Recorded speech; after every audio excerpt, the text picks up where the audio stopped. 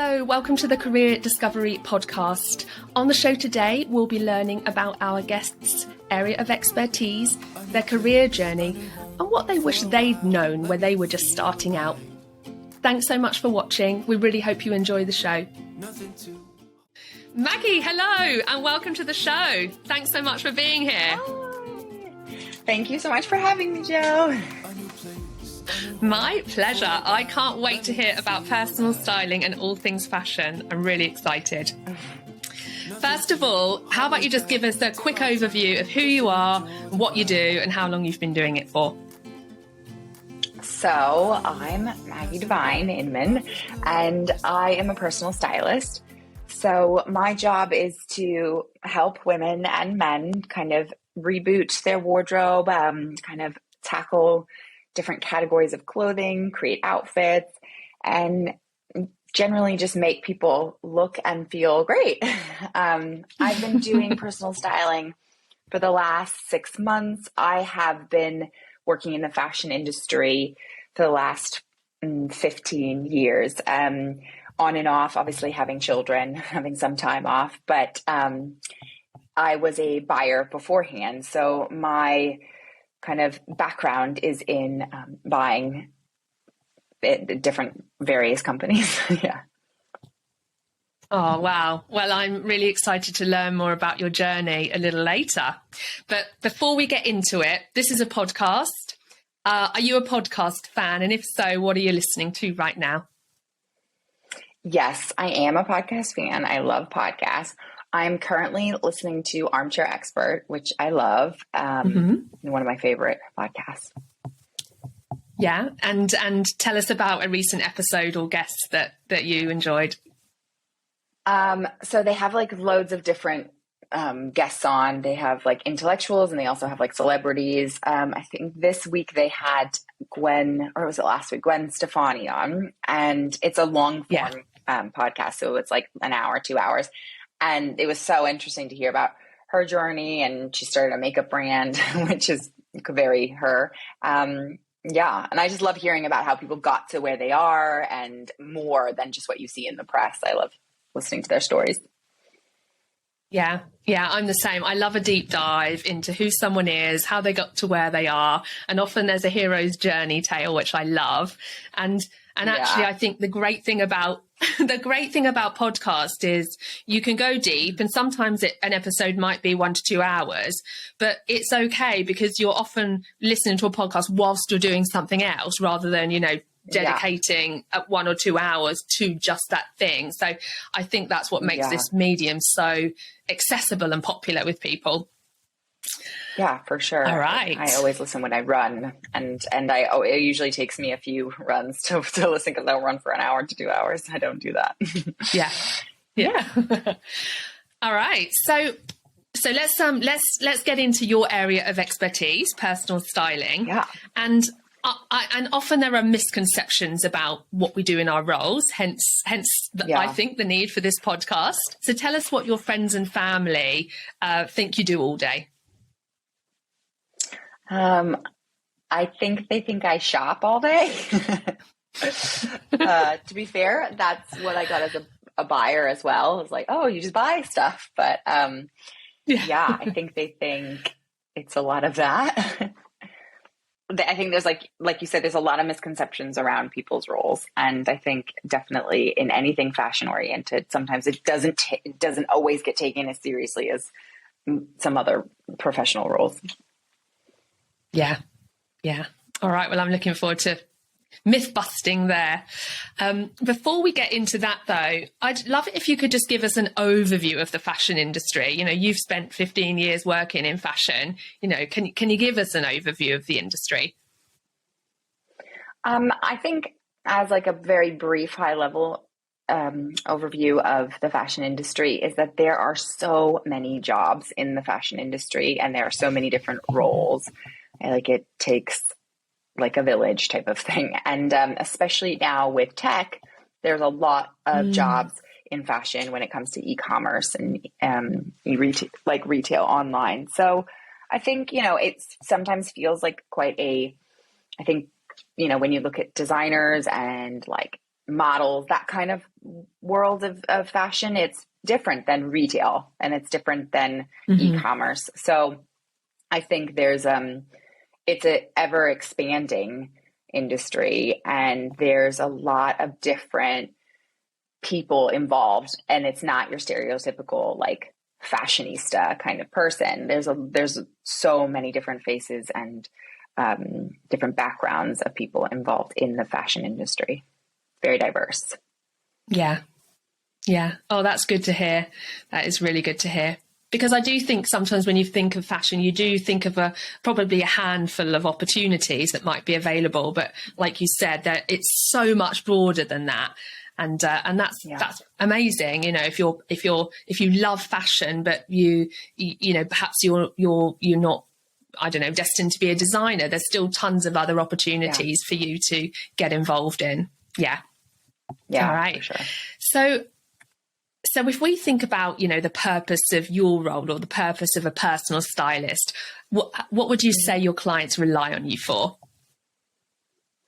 I'd say my clients rely on me for my expertise and my knowledge. I think when it comes to a fashion and personal styling, people often will reach out to a personal stylist because they feel like they're in a bit of a rut or they want like a different perspective. And that's kind of like where I come in, because I can offer all of the industry knowledge and all of the knowledge on the brands and the fit and all the different options available, that it takes a lot of time and it takes a lot of years to kind of build up. And you don't expect every person to have that level of knowledge. And then it is harder sometimes when you're looking at your own personal style, because you are your toughest critic. And sometimes you also can't see outside of your kind of lane that you've built for yourself. So it does take an outsider, and you want to pick someone who you feel like you trust. And that's kind of where my clients rely on me to come in. Yeah. Yeah. Fantastic. So let's zoom in to an average day or week. What might we find you doing? So on an average day and week, it's a combination of many things, which is why I love personal styling, is because it is the perfect mix of like solo hardcore working on your laptop to, you know, networking and to client meetings and style consultations and style outs. So, you know, it really varies. Some days I'm just on my laptop, you know, researching for a client or putting together like a mood board or a PDF. So I'll have sometimes where I'm just kind of laptop based.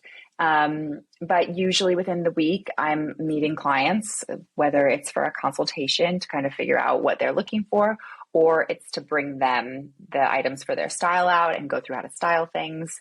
So yeah, I kind of like all over the place, but it's a combination of those things.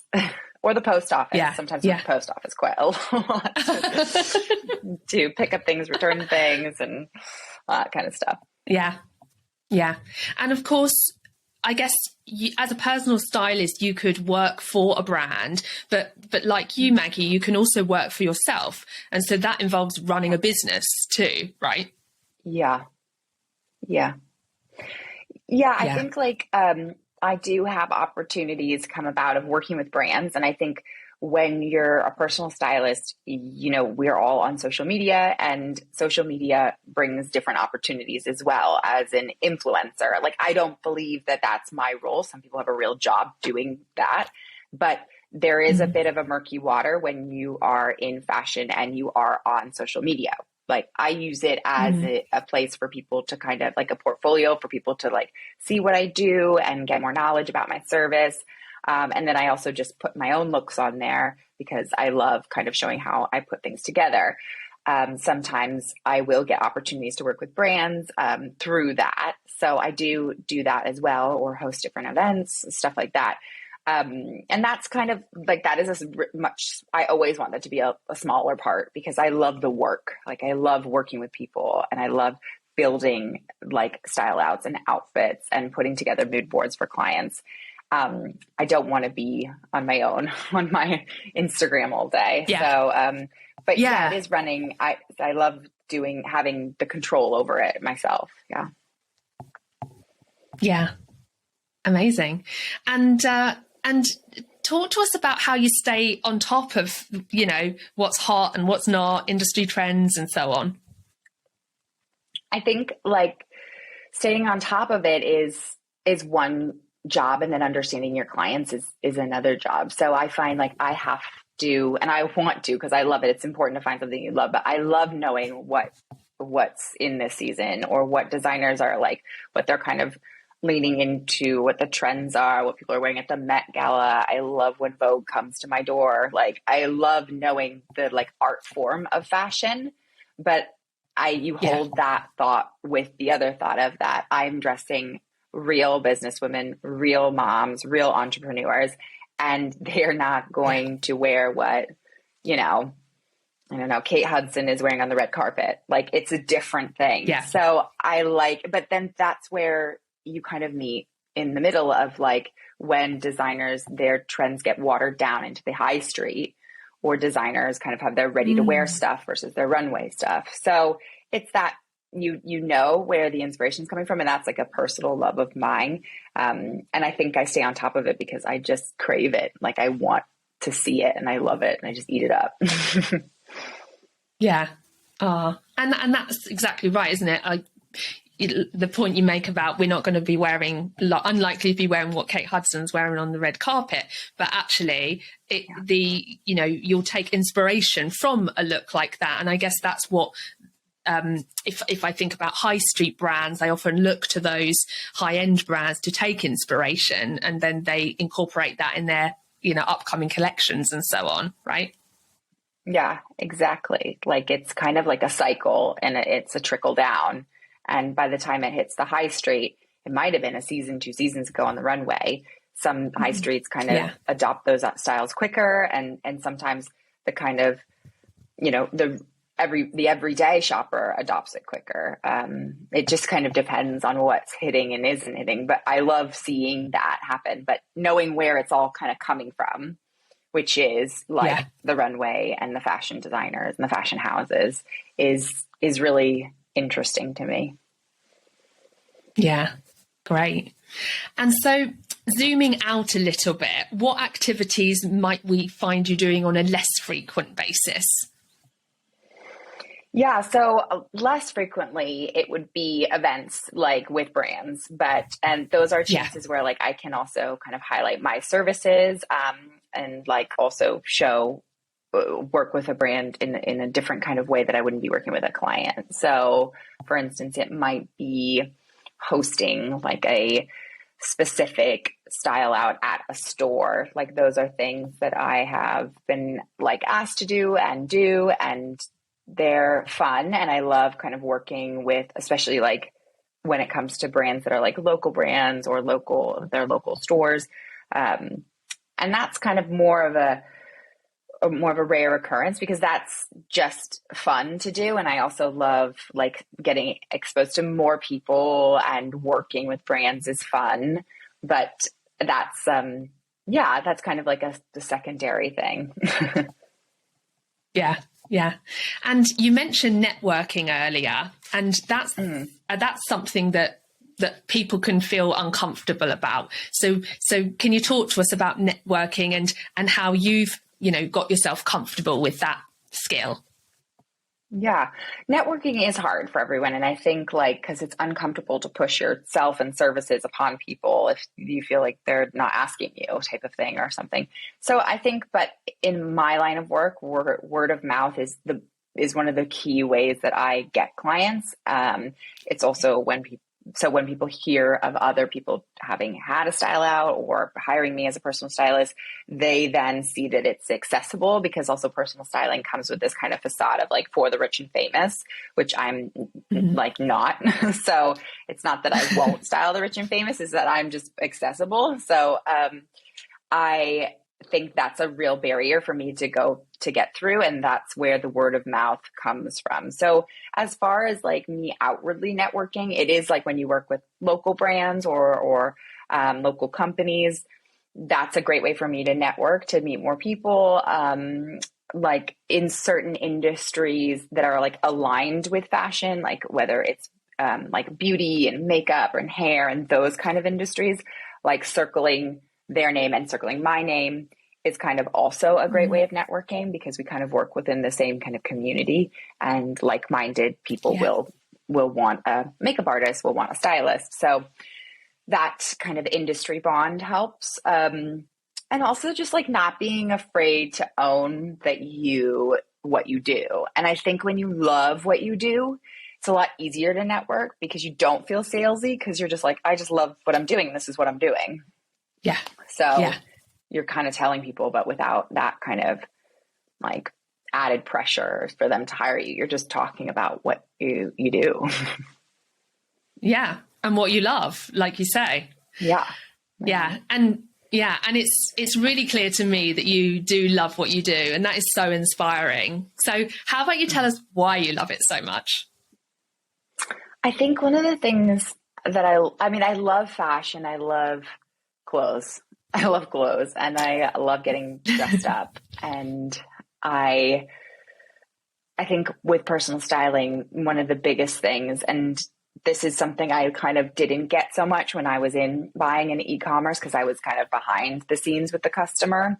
Although, you and your team get excited about new styles that you're buying into and style outs that you're doing for press things. But when I work with an individual, especially someone who's like, I really need help, like figuring this thing out, and you nail it and they look and feel great, it's one of the best things to see somebody kind of light up and be like, oh my gosh, I didn't know like that I could wear this, or I didn't know that I looked great in this. And I think that confidence, giving that kind of little boost of confidence, seeing that happen and being a part of that little moment, I love that. And I love talking about, also every client is so different.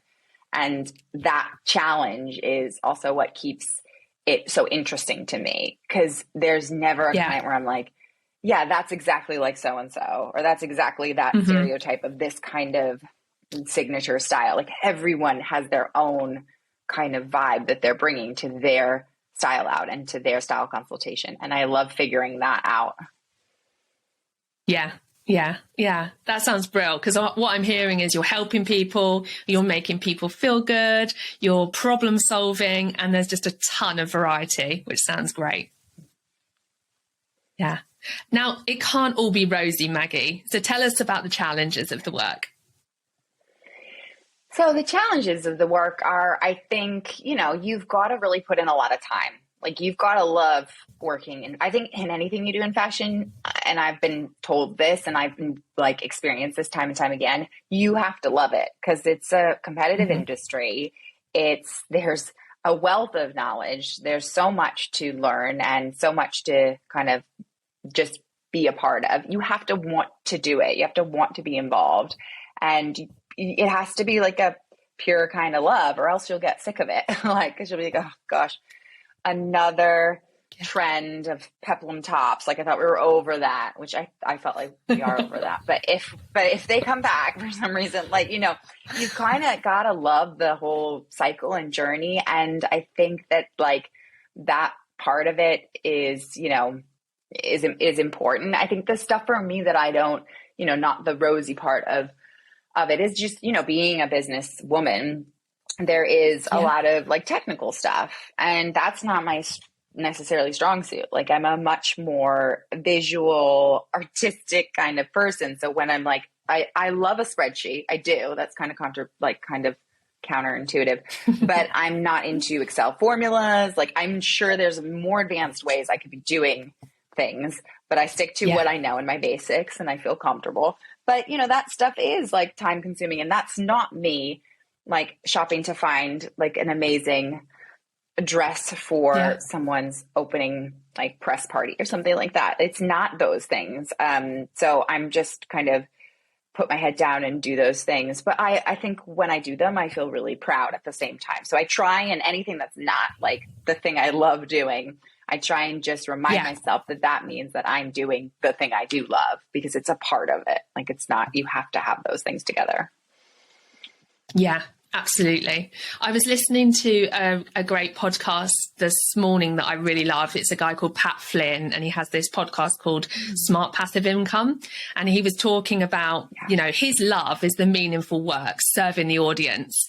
And he called it, you know, sometimes you get busy with things that you don't love so much. So he has a YouTube channel. So, you know, designing the thumbnail for YouTube, coming up with the perfect title, perhaps editing, but actually he tries to I guess give that work power, because, you know, by designing a great thumbnail, you're going to reach more people, therefore you're going to be able to serve more people, which takes him back to his why and the meaning he does what he does. So I think it's you know, we all have work that isn't, you know, that we don't love in our roles, but if you can kind of put a spin on it to help you see that you know, it adds value to the end goal, then I think that's a good way to think about it. Yeah. All right. Yeah. Thank you. Yeah. And actually you also make a good point around, I guess, as you know, as we've been using tech more across all industries, but especially with the rise of social media, I'm guessing, you know, there are new tools and programs that you have to get comfortable with, you know, web design, social media tools, design tools, and yeah, I guess all things that you have to do to be I guess exposed to new people. Yeah, for sure. I mean, social media itself, like, you think you nail it, and then there's like a new feature that is the one that gives the better algorithm and blah, blah, blah, blah, blah. And then you're like, okay, I love what I'm doing, and this is my zone. And then it changes. So you've kind of got to be, you've got to be flexible. Yeah. Got to keep up. Okay. Yeah. Well, thank you very much for that deep dive, Maggie. Now, I'm curious about the journey from, you know, young Maggie to where you are now. So let's go all the way back. And how about you tell us what you wanted to be when you grew up, when you were a little girl? So when I was very little, I wanted to be the Pope. I wanted to be, because I thought he had a fabulous outfit. He had that like car that he would go in and stand and wait. And I saw that, and I thought, this is so cool. What's this job? And I clearly realized that's a very religious, dedicated role. I feel like you're like picked from a higher being to do that. So that wasn't on the cards later down. I think I went through a lot of different kind of phases of what I wanted to be. But to be honest, I never took anything that seriously in like, I'm going to be a lawyer, a doctor, a businesswoman, which I actually, in retrospect, love that my parents never kind of did that to me. They were never like, what are you going to be when you grow up? Like, you know, it was just kind of like, you're just going to do something. I didn't, you know, there was no pressure. There was like, it was more, I guess, about like what I'm doing at that time, like learning to read and math and stuff like that. So I was able to kind of like figure it out over time when I saw kind of what my strengths were, and not put like an amazing amount of pressure on what I was going to be. Yeah, that sounds nice, because I think that it can often be the other way, where you get pushed in a certain direction. So it's nice that your parents gave you that space to figure out, you know, what you wanted to do. So what did you, I know you went to uni. So what did you study at uni? So I studied American Studies, which, as being UK based, doesn't serve me as well. But I was American Studies. So I went to Berkeley University, like University of California at Berkeley. And I feel like my major was really rowing. I was on the crew team, and that was kind of like my main thing at that time. And then American Studies was this major that you could pick that could kind of be whatever you wanted. Like, but it was a real focus on like history, and I loved history. I mean, and I love fashion history as well. So I did history, combined it with some education, and then you kind of wrote a thesis on whatever, and that was my major. So I could have been I mean, I got like my teaching credentials, stuff like that in the States. Cause I was like, well, I could do that. Cause it kind of led into that. Yeah. But in the back of my mind, when I was like finishing up uni, I was like, I really feel like, cause Berkeley's quite a traditional university. There's not a huge art program. There was art, and no fashion. And I thought, if I do the sensible thing, go to university, and then I can pick what I want to do. And my parents were really supportive of that. And I was going to and I wanted to go to fashion school. So I was either going to go to the fashion school in LA or the one in London for a master's. And then I got into the London one, and I thought this actually would suit me better because I get to travel. I think I just applied to the London one in the end. I made the decision of like, I'll do this program. The program was really great. And there was an emphasis on the history of fashion marketing. So we did a lot about like fashion in all over the world. And that was super interesting. And it was a kind of a crash course in fashion marketing specifically. And that was kind of like, so I guess I knew I wanted to work in fashion, I guess, like after, like towards the end of uni, probably like midway from uni, I knew I wanted to do something in that space, but I didn't really know what, because I wasn't in a place that was kind of harboring it or had opportunities for it. So I kind of had to wait a little bit. Yeah. And can you kind of pinpoint the time where, or, you know, the influence that helped you, I guess, you know, zone in on that direction of, it's fashion. That's what I know I want to do.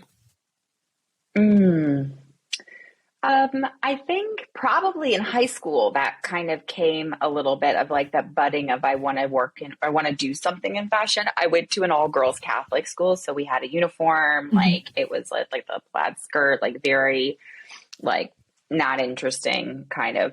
And I think it made me appreciate the ways I could get away with like my own style within the school, like, you know, putting like red shoelaces on my sneakers and like, you know, wearing taller socks, but then like getting sent to the office because you can't wear like different colored socks and stuff like that. And just like different, like or like wearing a shirt under your white shirt that was a color that like went into the plaid. So we were red and black. So I'd wear like a red underskirt, like undershirt thing. So I was like kind of doing something different. And I loved that. And I had some other friends who did that as well. They changed the seam of their pockets. Like, so that was like a satin red. So we had these ways of kind of being. And I think then those kind of moments of like maybe the privilege of being able to then put your own stamp on something when you weren't allowed to, maybe made me like, oh, this is important to me. Like I didn't necessarily have that ownership over it before. And free dress days, you'd plan for, you know, days of like, and then you'd wear like a little purse, like little bag, with your free, like with in your backpack, you know, like, so those kind of things kind of, I guess, like started the process of, oh, I love this. And then going to college, I had the same thing where I was like rowing all the time. So I was in like sweatsuits all the time and like spandex. Yeah. So then when we did wear real clothes, it was an event. It was exciting. And I loved like shopping to figure out what I was wearing. And it meant so much to me personally.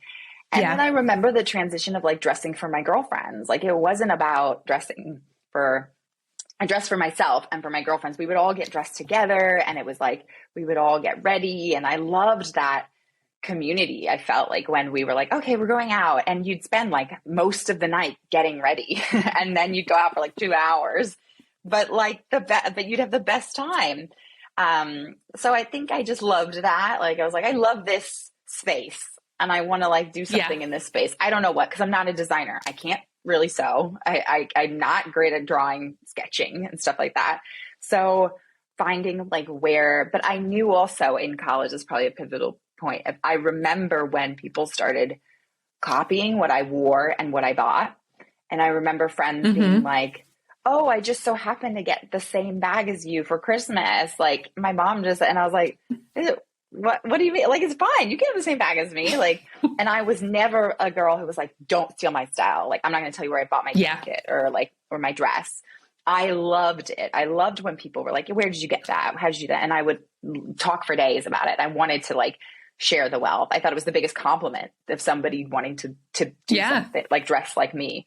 So I think that kind of like, you know, I think that's what suits me more to this kind of role in particular, is because I want I want to share that with people. Yeah. Yeah. Oh, that sounds amazing. And I guess the great thing is that you were listening to those signs, and, you know, it sounds as though you were listening to the things that you enjoyed doing and the things you were passionate about, and then you were able to connect the dots. And I think it's really important to kind of be aware of those things as you're, you know, making your way through, you know, your studies, to always be looking out for, what do I love? What am I good at? And trying to find a way to connect the dots. Yeah. For sure. So you completed your undergrad, and then you went to London to do your postgrad. Yeah. Mm-hmm. Yeah. Yep. So what happened next?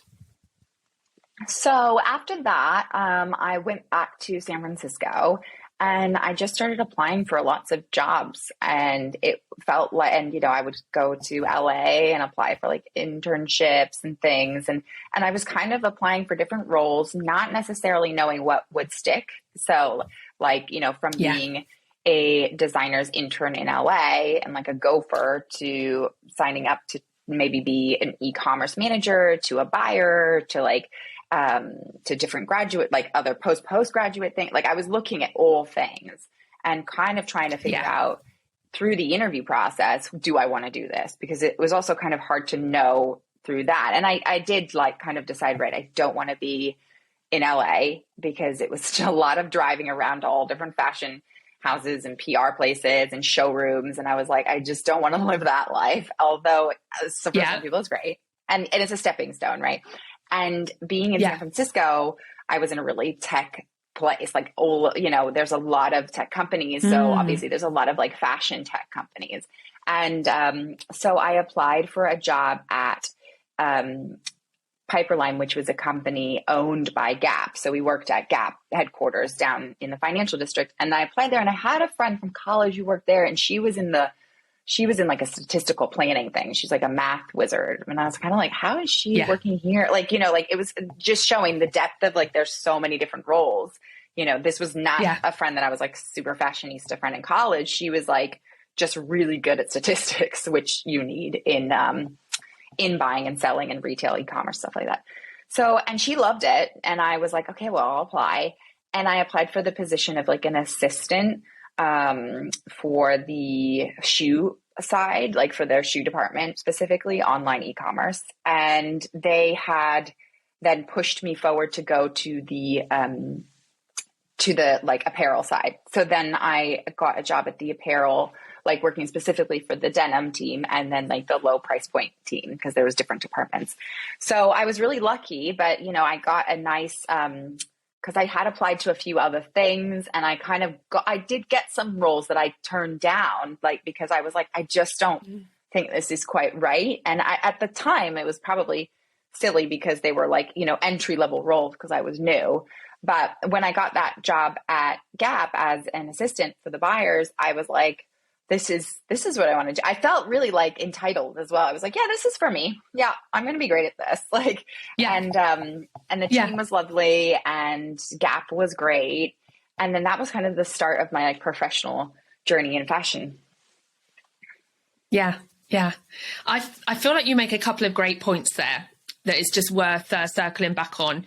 Interviewing is not a one-way process. Of course, the company is interviewing you to see if your skills, knowledge and experience are a good fit for that job, but it's also your opportunity to learn more about the company and their mission and their purpose and their values and their culture. And it's really your opportunity to suss out, not only will this role be quite right for me, or it's an opportunity to suss out if that company will be right for you.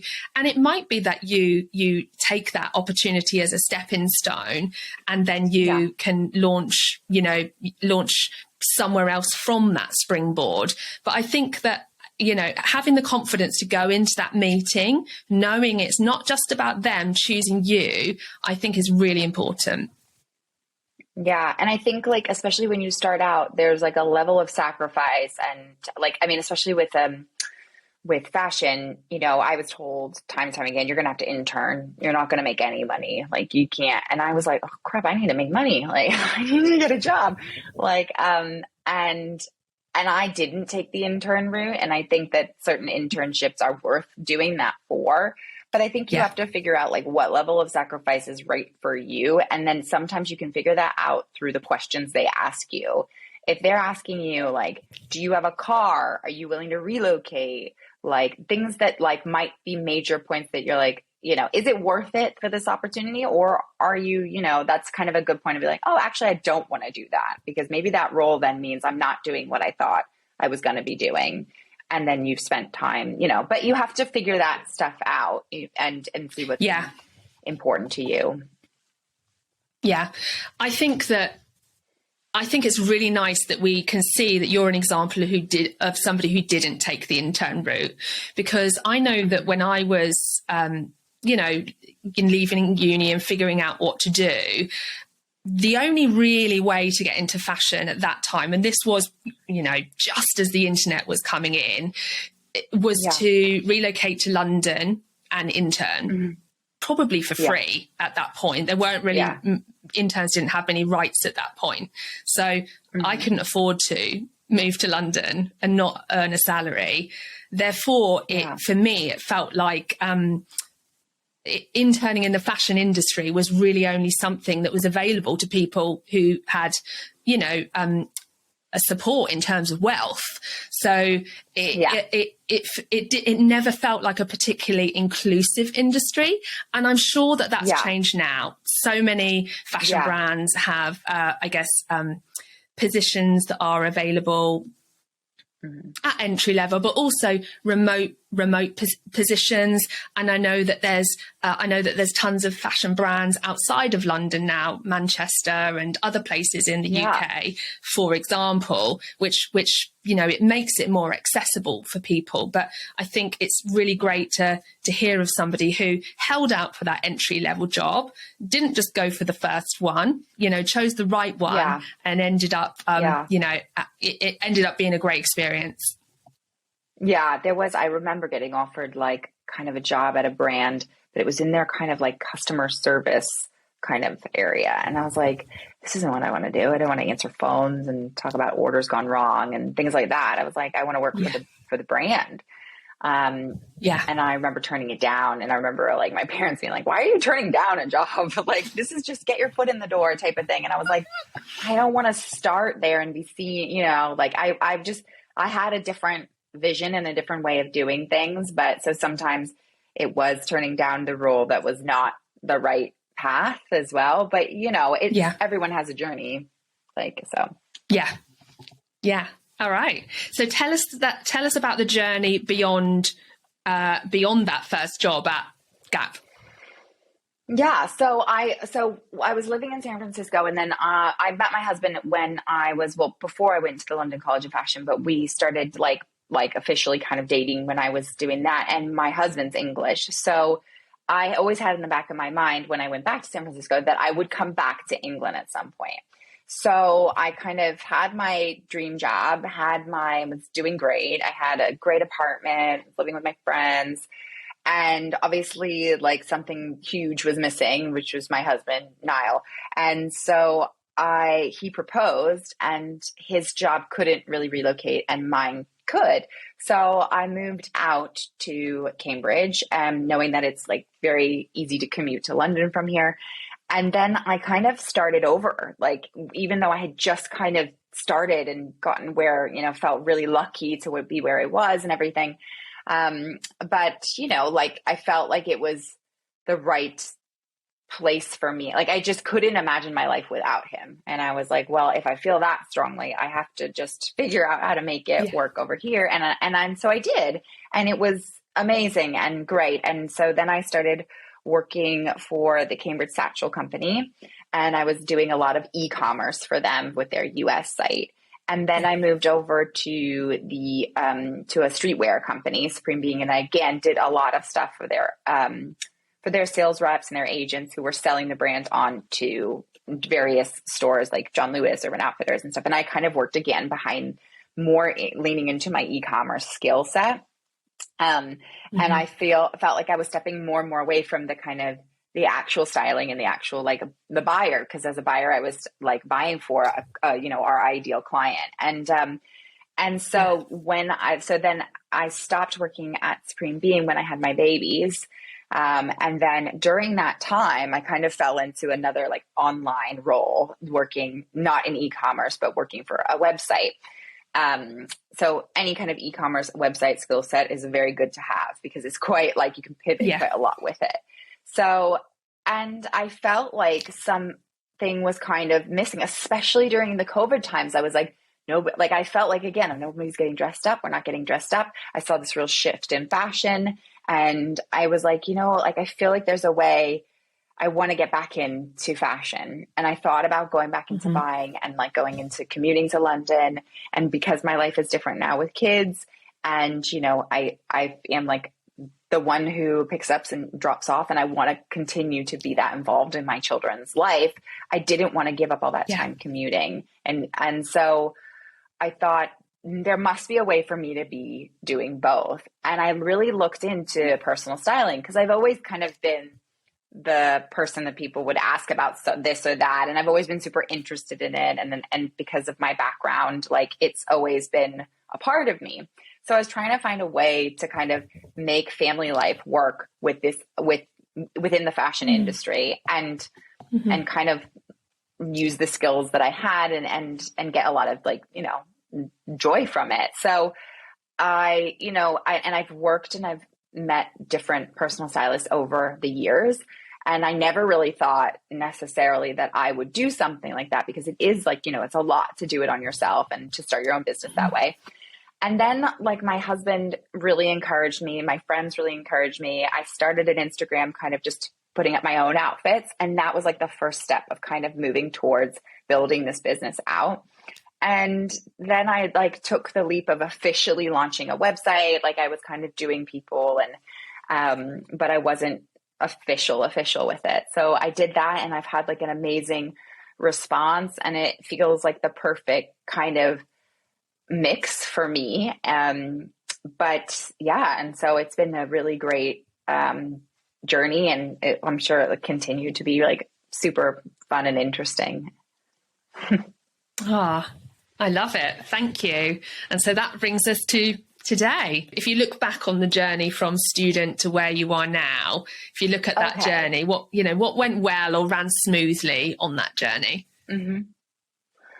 What went well? I think what went well is that when you have a genuine interest or genuine love, whatever it is, whatever the work is, I think having that kind of run through you consistently is a huge like blessing. I find I feel really blessed to continue to love what I love, like because it's just in me. Like I just want to be a part of that. Like I want to go into people's wardrobes. I want to show people where to buy this. I want to like dress people. I want to compliment people when they look great. And I want to be a part of that. So I think that consistent drive within me, I'm really grateful for. And I guess that's kind of one of the things that's gone smoothly is that it's like a consistent love of mine.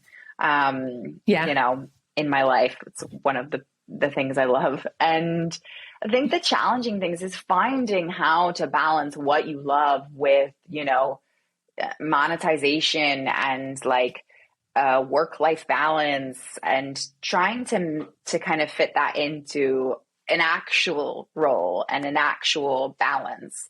Because like you said, we can't do you're not going to do what you love 100% of the time. There's parts of it that aren't going to be the passion filled thing that you love. There's always like nuts and bolts to it. So I think that's like, that is a challenge, but it's a challenge that comes and goes because you figure it out and then you've got another thing and then you'll kind of figure that out. But I think part of that challenge is, is part of the reward, I think that's part of it. Like, figuring out how to make your business the best business it is while making sure you're getting to do all the things you want to do with it, Yeah. Yeah, thank you. And as somebody who's studied in the US and the UK and worked in the US and the UK, is there anything you could share with us about the key differences? Gosh, I don't know if I think I don't really know what the key differences would necessarily be. I think every group that you work with is so different. I think in the US, I would say maybe it's specifically San Francisco, it was really work hard, play hard. Like for us, like it was all like, it was like we worked really hard and then, you could really let loose. So I think there was like that kind of like of both sides. Whereas I feel like in the UK, people have a little bit more balance of everything. But that's my personal experience. I feel like there is, sorry. I feel like there is a, there's like a pub culture, like as far as like, like we're going to have a nice social drink or a couple drinks and stuff. We're not going to happy hour and getting like wasted off of like lemon drop martinis or something. You know what I mean? Like, it's like, it feels different. Like, but it could be that I'm different. When I came here, I was in a real serious relationship, had children. And when I was there, I was, single and then dating. And, it was, I was just, didn't have as many responsibilities as well, like with children and family life and stuff. So, but yeah, I mean, everybody, I think that it might be more me. I don't know. Oh, well, thanks for the honesty. I'd love to know more about the importance of role models and mentors on your journey.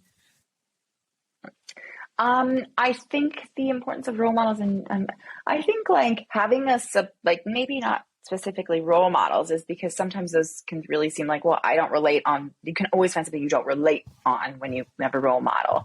I think having a mentor within the industry is really helpful.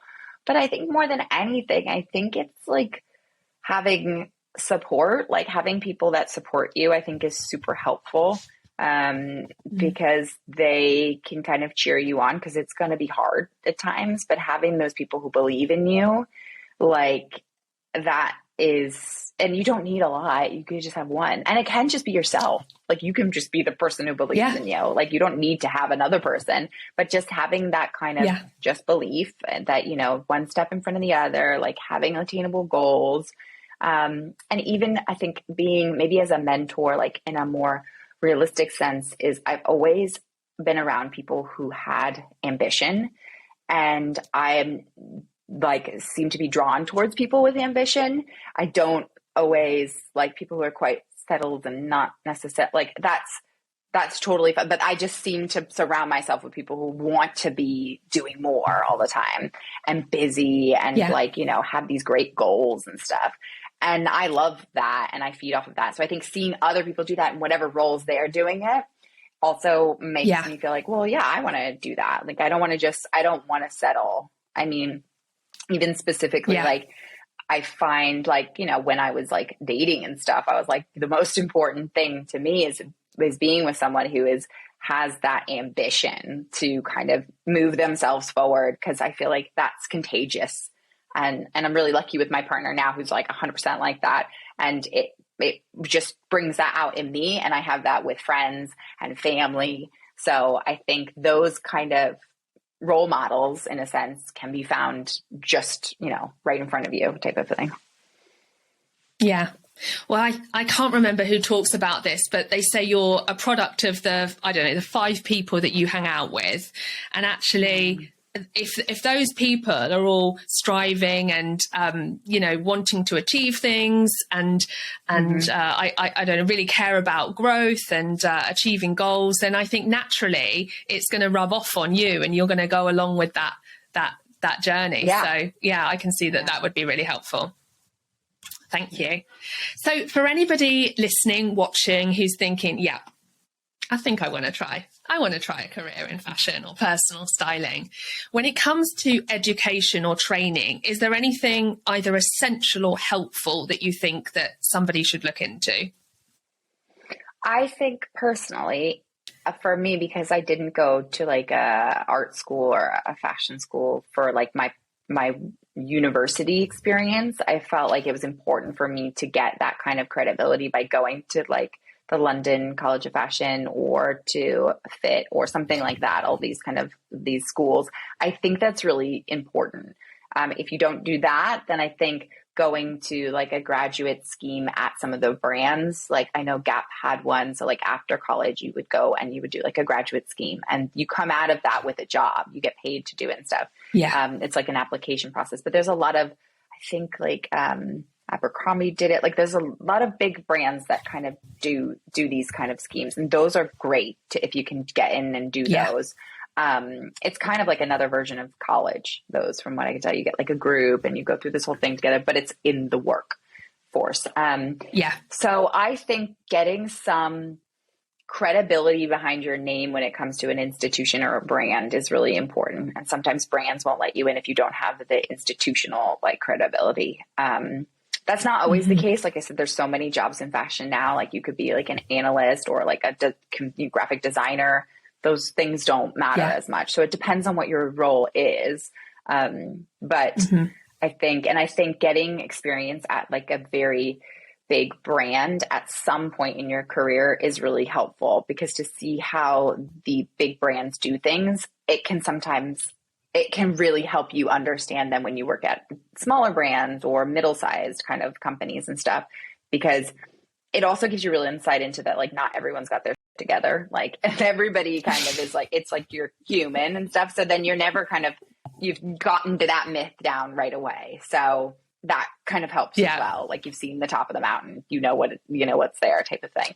So, that would be like my advice kind of. Well, thanks so much for sharing that, Maggie. That's really helpful. So I'd love to talk a little about the soft skills that you feel are helpful for somebody who's considering personal styling. Yes. Yeah. Well, I feel like a lot of the soft skills involved in personal styling come from, being good with people, understanding different vulnerabilities, people's different needs. I think if you're not a people person, personal styling isn't probably the best for you. Even if you're really into fashion, there's probably another more suitable role. When it comes to personal styling, a lot of it is understanding people and really listening and being quite, giving like space for kind of like what they're trying to achieve from it. And it's a lot of kind of a bigger picture look, because sometimes also people do have trouble articulating what they're trying to achieve when they work with a personal stylist. So like being, flexible, giving ideas, but not pushing too hard. And I think you have to be pretty easygoing, because there's it's a quick paced kind of job. Like you're from here to there. So you've kind of got to go with the flow and be flexible. Yeah. Yeah. So what I'm hearing is great communication skills, a love of people and a desire to help people, and flexibility, but also patience. And in some ways it reminds me of coaching, just being there for the client, being a sounding board and holding that space for them. Because I can imagine that those clients who you mentioned who may have hang-ups, like you mentioned, that we all have, it can be a really, I guess, it can almost be an intimate thing if you're styling somebody. And I think letting someone into your closet it can be a very vulnerable thing, because you're kind of showing them like your whole personal like style, your whole, it's what you portray yourself to the world as. Like for myself, like I view fashion as a way of kind of showing people a little bit more about myself. Like, and I also just have fun with it and love it. But some people, also feel like they don't really feel confident in that space, or they, so when they're kind of showing you their closet, they're like, oh, I don't know about this, and I never use this, and this doesn't fit. And it's like, kind of excuses for all of these things. And I really believe that when you look at your closet, you should look at it with loads of, optimism and options, and it should be clear. It should be like a space of wellness, not a space of defeat. And for some people, when I come to that with them, it is a space of defeat and it's a space of fear and confusion. And so I think it can be a really vulnerable time, and it's a really intimate experience, which is why I always feel so honored to be a part of that, and that's where the trust also comes in, is that they trust you enough to come in and, you know, not hold judgment and really be there to kind of explore and find their sense of their own signature style within it, or help them in whatever like category or place they want. Yeah. So a lot of empathy too. Yeah. All right. Thank you. So what does the future hold for personal styling? And I'm thinking of things like technology and also sustainability, which is obviously really, really important right now. So, you know, what does the future hold? I think personal styling is only going to get bigger as an industry. I think there's a lot of virtual personal styling because there is an algorithm you can kind of create for personal styling. If you, like, there are companies out there like Stitch Fix, where there's a few of these types of things where they're like subscriptions, and you fill out like a quiz and it kind of pinpoints you of what they think your personal style is. So there's those versions. I think for some people those are perfect and they're great, but they do create an algorithm, and then you kind of get within this. And I don't like to think of people as algorithms. And just from my experience with clients, everyone is so different, and there's always unexpected in them. And I think that's the beauty of people's personal style, is that it's unique. So I think that the fashion world is benefiting from all this technology in many ways. But I also think it's important not to lose the personal touch when it comes to fashion and personal styling and stylists. So I think there's going to be, you know, a little bit of both type of thing. And then I think when it comes to like sustainability, I think personal stylists are a really great way to incorporate sustainability within your wardrobe, because there's a lot of fast fashion. And we're kind of seeing this cycle of, but like people are getting out of fast fashion, and even fast fashion brands are kind of trying to be not fast fashion and more sustainable, which is great. But ultimately the business model is fast fashion. So even if it's recycled materials, there's still a lot of damage in these companies that are kind of just churning things out. So as a personal stylist, part of my role is when I create style outs and I create edits for people, I make sure that they know how to wear them within the rest of their wardrobe. It has to be, I believe investment pieces are very important, because you can have a really nice, say a really lovely blouse that you've spent a good amount of money on, that's going to last you longer and serve you longer and serve you in different looks day to night type thing, than buying something that is cheap and, you know, you'll like it for a season and then it's really trendy and it goes out of season. So I try and kind of promote that message with all my clients of that, you know, it's not about buying 15 to 20 pieces. It's about buying maybe 5 pieces that you love, or even if it's just one piece that you're like, this is the jean I'm going to wear all the time. It's going to last me 15 years. I've spent loads of money on it, but it is going to be a staple in my wardrobe. And I think that is important, because I think personal styling is going to benefit from the sustainability aspect, because I think people want to know, how can I make my wardrobe more sustainable, yet not lose the kind of being current with fashion. And I think that's around kind of the magical mix of like high and low styles, as far as like high street and designer, but then also like making sure you kind of shop through the lens of what your personal style is. It's going to make you shop less and shop with more intention. Yeah. Thank you. I love that. So for people who are interested in finding out more about a career in fashion or personal styling, where would you suggest they go look? So I think they should look on YouTube. there are so many videos out there, especially since the pandemic. So many personal stylists went on and recorded kind of how they got to where they are, or, you know, different tips, and social media, like on TikTok, there are some amazing stylists. There's some great ones on Instagram. There's a lot of content out there. And I think it's going to help people see this role as a more of an option. And I think that's in general for fashion, because it, like you kind of said earlier, it seems like a very exclusive world. Like, how do you even get into this? What opportunities are there? And now that there's so much exposure, like yourself with your podcast, you're able to then see all these different roles via podcast, social media, YouTube. And I think that's where people should kind of start looking and learning about what personal styling is. Yeah, great.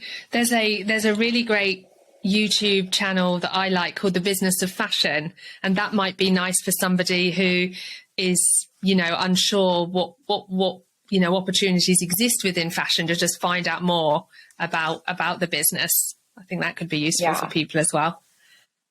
For sure. I mean, today with social media, we have access to so many people like you didn't 10 years ago, because they have their own, you know, Instagram showing their whole life, and they're like the, you know, the CEO of a fashion brand, or the director of a brand. And so you get such an insight these days that you didn't really have before.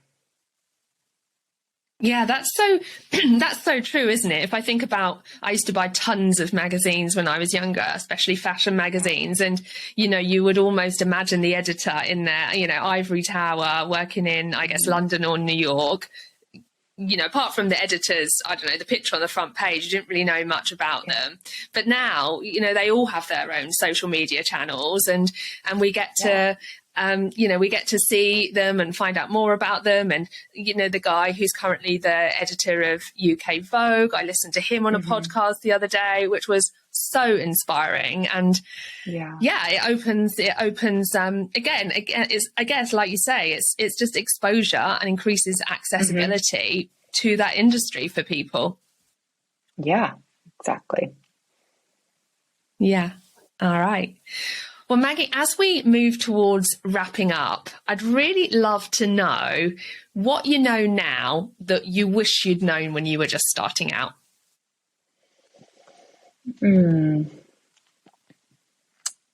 I think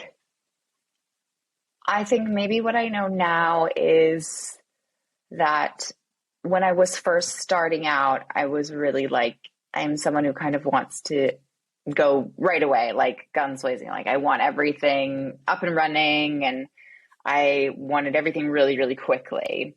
And then as you start your own business, you realize that the hard work takes things, you know, things take longer. Like, you're not going to set your website up in a day, you know, it's going to take you a minute to hone your social media schedule, certain things. And I think what I wish I knew then, but I did quickly learn, is that you just take every day, like just putting one foot in front of the other and just trying your best every day is enough. And you get, you know, you'll get there. And before you know it, you look back and you've taken all these steps and you're at that goal, or that you've accomplished that thing. And you just take it one step at a time, and don't really focus on, like, have the big lofty goals, which we all, you know, have, but almost just have them in the back of your mind and just really take on every little win and every step forward you take, because that's, you know, for a small business, it's, those little wins are huge, and enjoy those. Like, I think sometimes I would let them pass me by, and now I'm taking every one and just being really, because you deserve that excitement. Like, you've worked for that little win, and, you know, then I think that's important. Yeah. Yeah. Important to celebrate it. And what would you say to that young girl who wanted to be the Pope and then was trying to figure out what her future would hold? I think I would tell her to just follow your heart, like, and follow your passion and lean into what you love. Don't be swayed. I mean, not that I really have been, but I think, life kind of takes you away from things and pushes you in different directions because we all have obligations and different paths. And I think when you're truest to yourself, you're your happiest. And I think also it doesn't, like, there's a lot of jobs out there and there's a lot of jobs that have great, different pros and cons. And I think that one of the things that people don't value as much as they do with status or money is, how you feel when you're doing it. And obviously we've talked about this before. You don't have to be, on cloud nine for every aspect of your job. There's going to be obstacles. There's going to be days that are just really hard. But I think, just kind of saying that, just following what your passion is and what you love and just making sure that's included in some part of your role. And if it can't be in your role, then like a hobby you love or something like that, just make sure you're like doing what like lights your fire. And I would just make sure that my little version of me just always remembered that, which, to be fair, I feel like I have, but at the same time, sometimes that fire isn't as bright and and just remembering that it's always there and just like bring it out and keep hustling. You got to work hard. Your dreams are all achievable. You've got to work hard, but if you love it, it doesn't matter. You're going to have fun. Like, I'd just like to clarify, we're recommending hard work and hustling, but not burning out. Oh, 100%. Don't burn out. But again, like, when you start things, all in moderation. I mean, that's important. Like the balance, like either end, you're working too much, you're not working enough. Like you've got to find the balance and what works for you.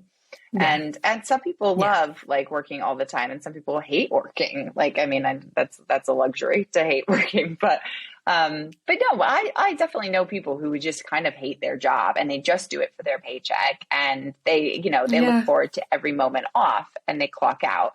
That's not me. I'm dedicated to what I'm doing. I love it. And I'm, in my free time, I'm eating it up and trying to figure out, what the latest trends are, what's going on and what celebrities are wearing what. So but don't burn out. Don't overdo it. Take time for you, meditate, go to yoga. All great advice. I love a quote or an expression. And I wonder if you have one that you could share with us today. Something that inspires you or you live by. I think I don't necessarily have a quote, but I live by the kind of, I live by like the feeling. It's not a quote, but it's more of like a internal feeling of that, make those sparks of joy, like live by this, but like don't let those things pass you by and notice when they're happening. So I guess it's kind of like leaning into the joy even in the small moments. Like I'm very like about the small wins and I'm about like really like just not letting it pass you by because that like I think we're so busy, so I always try and just have this like don't let it pass you by, slow down. So it's kind of like that, just like, because at the end of the day, like we have so much to be grateful and excited about. And sometimes you have to remind yourself like, oh my God, I'm doing this. Like, this is great. Like, I can't believe I'm doing this. And so slowing down, making time for that. Yeah. Yeah. I like that. Thank you. Maggie, thank you so much for your time. This has been brilliant. I'm inspired, excited, and I feel very informed about the industry of fashion and personal styling. And I'm quite sure that our audience are going to feel inspired too. So before we close, are there any final words of wisdom or encouragement that you'd like to leave the audience with? I think I'd just like to leave the audience with that style is, something that comes from within. and you can dress the best, like, but you've got to kind of own it and be proud of it. And we all have that in us. It's like showing our best self. So, you know, no matter what you're wearing, like, you can possess the kind of, you know, 10 out of 10 style. So I think it's like just kind of like that confidence and style. Like, it really does start within you.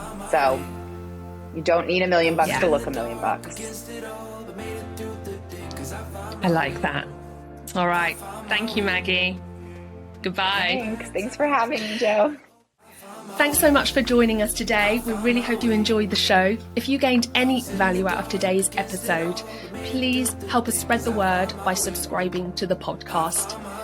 And if you have any questions, comments, or suggestions, we would love your feedback. Please use the links in the show notes to get in touch. Thank you so much for watching. We'll see you next time.